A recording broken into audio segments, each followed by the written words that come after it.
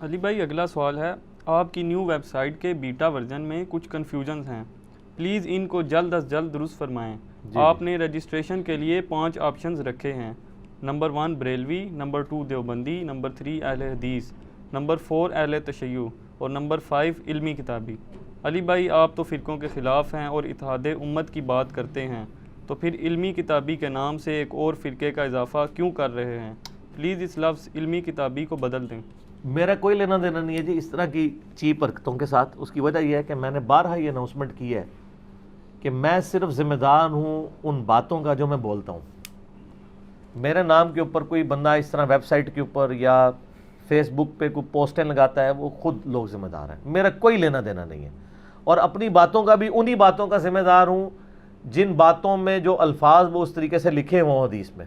اگر میرا کہیں سلپ آف ٹنگ ہوتا ہے تو میں اس کا بھی ذمہ دار نہیں۔ میں نے مجلس 50 میں بھی ریکارڈ کروایا اپنے انٹرویو میں، 1 لاکھ کے قریب لوگ اس انٹرویو کو دیکھ چکے ہیں، 4 گھنٹے کا۔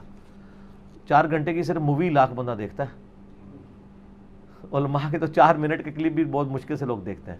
اس میں نے یہ ساری باتیں بتائی ہیں کہ میری کوئی ذمہ داری نہیں اس طرح کی۔ ہاں اس طرح کی چیزیں آپ ہائی لائٹ کریں، یہ چیز مجھے کئی لوگوں نے ہائی لائٹ کی تھی، تو ہم نے اسی وقت میں نے فرحان کو فون کیا، میں نے اس کو بلکہ باقاعدہ ٹیکسٹ پہ لکھ کے یہ یعنی میسج کیا کہ آپ اس طرح کی بجائے آپ یوں کر لیں، آپ لکھیں بریلوی مسلم، دیوبندی مسلم، اہل حدیث مسلم، اہل تشیع مسلم اور اونلی مسلم، علمی کتابی مسلم نہیں۔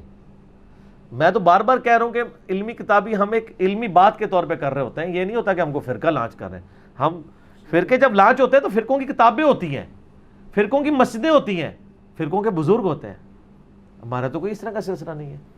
اس طرح کی جب کوئی چیپ حرکت کہیں سے ہو جاتی ہے تو آپ اس حرکت پہ غصہ کھانے کے بجائے اس کو ہائی لائٹ کر دیا کریں، انشاءاللہ لوگ چینج کر دیں گے۔ تو ہم نے اسی وقت یہ کروا دیا ہے۔ اب ذرا آپ ویب سائٹ وزٹ کریں تو وہاں پہ بریلوی مسلم، دیوبندی مسلم، اہل حدیث مسلم، اہل تشیع مسلم اور اونلی مسلم لکھا ہوا ہے۔ اور اس کے پیچھے حکمت یہ تھی کہ جو انہوں نے مجھے بتایا ویب سائٹ ڈیولپ کرنے والوں نے، کہ ہم یعنی یہ جو وہ سلیکٹ کرے گا ہم اس کو اس اعتبار سے یعنی ویڈیو سجیسٹ کریں گے۔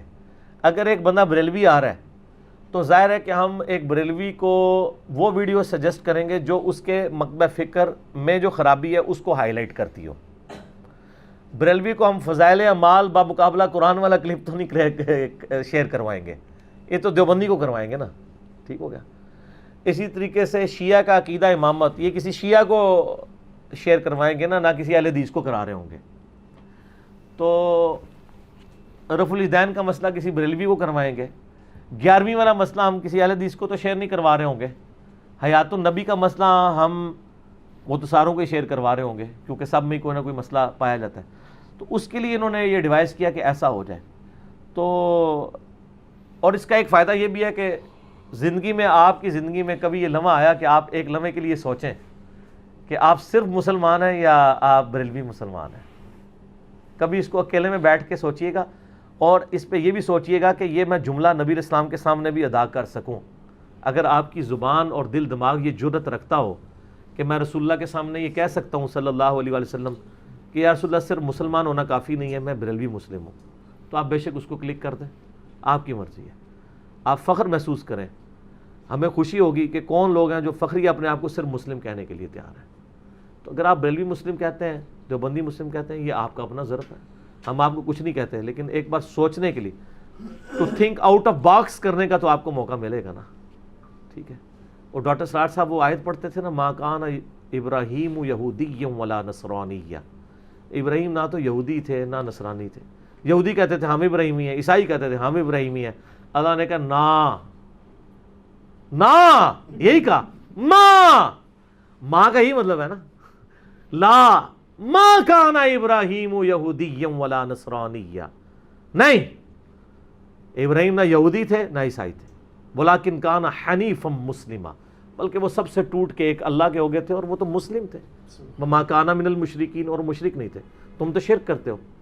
تو ڈاکٹر صاحب جب یہ آیت پڑھتے تھے وہ کہتے تھے اس کو اپنے آپ پہ بھی فٹ کر لیں کہ نبی علیہ السلام نہ دیوبندی تھے نہ بریلوی تھے، بلکہ وہ سب سے ٹوٹ کے ایک اللہ کے ہو گئے تھے اور مسلم تھے۔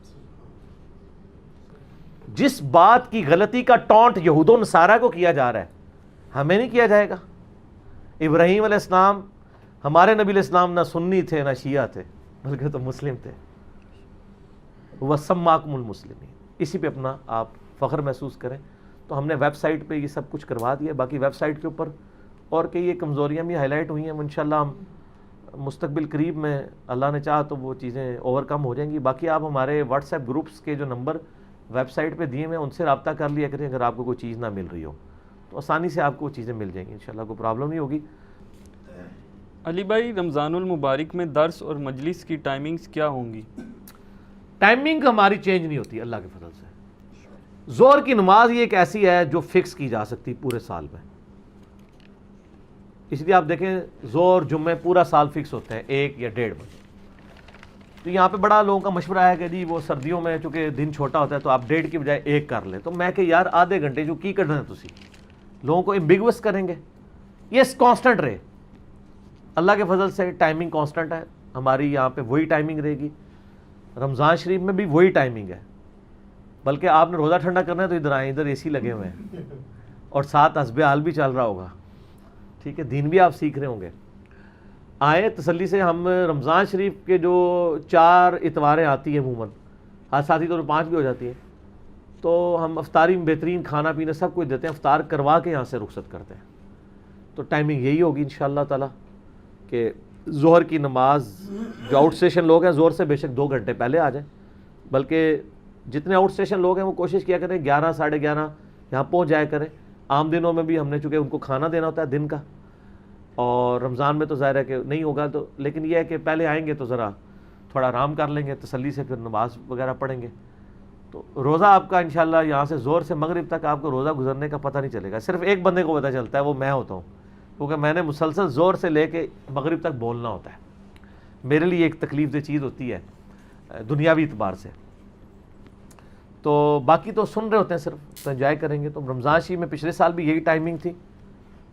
انشاءاللہ اس سال بھی اتوار والے دن ٹائمنگ ہے. جس نے آنا ہے درس اٹینڈ کرنا ہے ملاقات کرنی ہے تو اتوار والے دن ظہر کی نماز 1:30 بجے پڑھیں.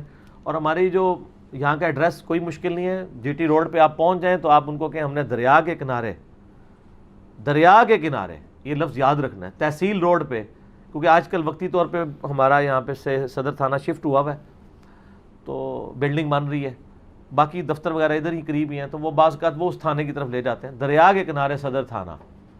گوگل پہ میپ بھی ہم نے ویب سائٹ کے اوپر دیا ہوا ہے، تسلی سے پہنچ سکتے ہیں.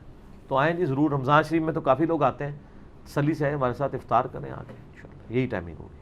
علی بھائی اگلا سوال ہے، آپ کے ایک قریبی اسٹوڈنٹ نے اپنی فیس بک پر ایک پوسٹ لگائی تھی کہ آج کل اکثر اہل الحدیث اہل خبیث ہیں نعوذ باللہ. علی بھائی آپ تو بریلویوں اور دیوبندیوں کو بھی مشرک اور بدعتی کہنے کے خلاف ہیں، تو پھر آپ کے اسٹوڈنٹس کی جانب سے ایسی حرکت کرنا کیا قابل مذمت نہیں ہے؟ جی مذمت ہے، قابل مذمت ہے. ہم کب کہتے ہیں قابل مذمت نہیں ہے؟ ہم کوئی پولیٹیکل لیڈر ہیں کہ ہم یہ کہہ دیں کہ جی آپ کی آف شور کمپنی نکلی تو حرام اور میرے کسی منسٹر کی نکلی تو حلال؟ ہمیں تو اس سے غرض نہیں ہے. اس لیے کہ ہمیں تو اپنی آخرت کی فکر ہے نا، ہمیں اپنے فیم کے ساتھ تو کوئی لینا دینا نہیں ہے. تو میں تو بارہا اس کو کنڈیم کرتا ہوں. اور دیکھیں میرے علاوہ کوئی اسپیکر نہیں ہے جس نے بار بار اس چیز کی اناؤنسمنٹ نہ کی ہو. آپ تو کہہ رہے ہیں اسٹوڈنٹ، میں نے اپنے والے سے اناؤنسمنٹ کی ہے کہ میری زبان سے بھی کبھی کوئی ایسی بات نکلے جو کتاب و سنت کے الفاظ سے ٹکراتی ہو تو آپ نے اس کو چھوڑ دینا ہے. تو میں کسی اسٹوڈنٹ کی کہاں سے ذمہ داری لوں گا؟ اور میں نے بارہا کہا میں اپنی ویڈیوز کا ذمہ دار ہوں، اور وہ بھی کانٹیکسٹ کے ساتھ، آؤٹ آف کانٹیکسٹ نہ ہو. ہماری اوریجنل جو اپنا فیس بک میرے نام کے اوپر بنایا ہو، ظاہر میں تو کوئی بھی نہیں چلا رہا ہوتا نا، وہ بھائی اس پہ اگر کوئی پوسٹ لگا دیتا ہے، یہاں تو اس نے ہمارے پہ نہیں اپنی خود لگائی ہے، یا کوئی اس طرح کی بات لکھ دیتا ہے یا گالی نکال دیتا ہے، ہماری کوئی ذمہ داری نہیں ہے. جب امام یہ کہا کرتے تھے کہ ہماری کوئی بات کتاب و سنت کے خلاف ہو تو اسے چھوڑ دو، تو ہم بھی اماموں کے اس راستے پہ چل رہے ہیں کہ ہم نے کہا کہ ہماری کیا ہمارے ساتھ ریلیٹڈ بھی کوئی بات کرتا ہے تو کوئی ذمہ داری نہیں. ہم صرف اپنی ویڈیو کی ذمہ داری اٹھاتے ہیں، اور اس میں بھی وہ جو واقعی اس طریقے سے نکلے ہیں. میں نے مجلس 50 جو ریکارڈ کروائی ہے انجینئر محمد علی مرزا کا انٹرویو 4 گھنٹے کا، اس میں نے یہ ساری باتیں کی ہیں. اور بلکہ پچھلی مجلس کے اندر میں نے، یعنی یہ سوال تو اب آیا ہے نا، میں نے پچھلی مجلس کے اندر اس بات کو بڑی یعنی دھڑلے کے ساتھ بیان کیا ہے کہ میں قطعاً اس چیز کے حق میں نہیں ہوں کہ کوئی بندہ جو ہمارے نام کے اوپر کوئی اس طرح کے کام کرے یا کوئی فرقہ کھڑا کرنے کی کوشش کرے. بلکہ ہم نے تو ایک کلپ بھی تیار کیا ہے، انشاءاللہ 2-4 دن میں اپلوڈ ہو جائے گا، علمی کتابی فرقے کی مذمت۔ سر کبھی کسی بریلوی نے کہا ہے بریلوی فرقے کی مذمت، دیوبندی فرقے کی مذمت؟ ٹھیک ہے، وہ اس لیے نہیں کہتے کہ وہ فرقہ ہیں، یہ مذمت وہی کر سکتا ہے جو فرقہ واریت میں یقین نہیں رکھتا۔ ٹھیک ہے جی، آپ کو پتہ ہے پچھلے دنوں نا ایک بندے نے جناب وہ فون کر کے کہا کہ جی وہ جو آپ نے یہ جو بورڈ چھوٹا سا لگایا ہوا نا، یہ نہ میں وہابی نہ میں وہابی، میں ہوں مسلم علمی کتابی، یہ اب آپ دیکھ لیں گے، ذرا ان کو کیمرے میں دکھائے نا، یہ ہم نے سائڈ پہ کر دیا۔ اب اس نے پتا ہمیں کیا مشورہ دیا تھا ماشاءاللہ، اس نے کہا جی اس کا ایک بڑا سا کر کے کلمے کے نیچے لگائیں۔ ٹھیک ہے جی، تو آپ دیکھ لیں ہم نے کیا کیا، ہم نے الٹ کام کیا ہے۔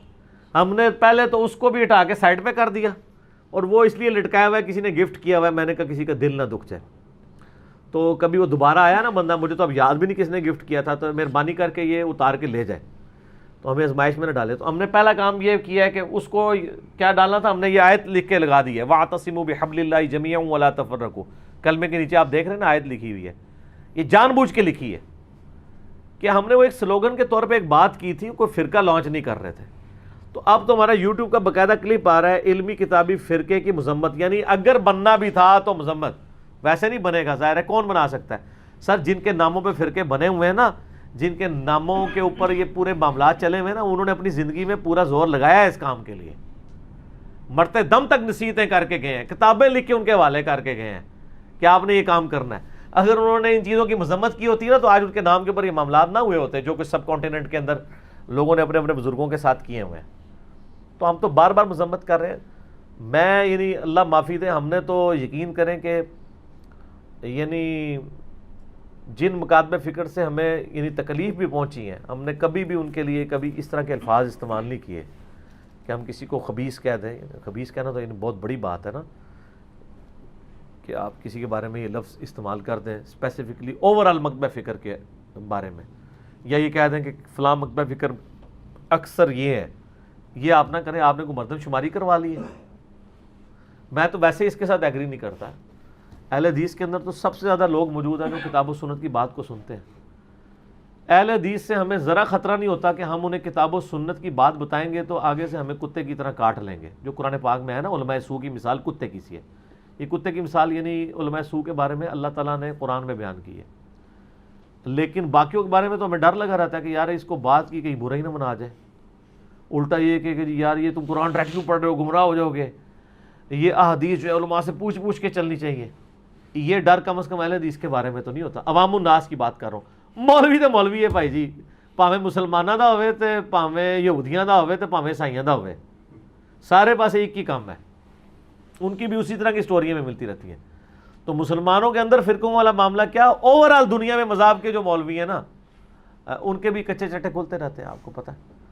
اگر ہمارے مدرسوں کے مولویوں کے سکینڈل سامنے آتے ہیں تو ویٹیکن سٹی کا تو سکینڈل صاحب نے CNN اور BBC کے اوپر دیکھ لیا ہے، وہاں کے جو بڑے بڑے پوپ بیٹھے ہوئے ہیں انہوں نے کیا کچھ نہیں کیا ہے بے حیائی پہ مبنی کام، بلکہ وہ سپاٹ لائٹ کے نام سے فلم بھی بنی ہوئی ہے اس کے اوپر۔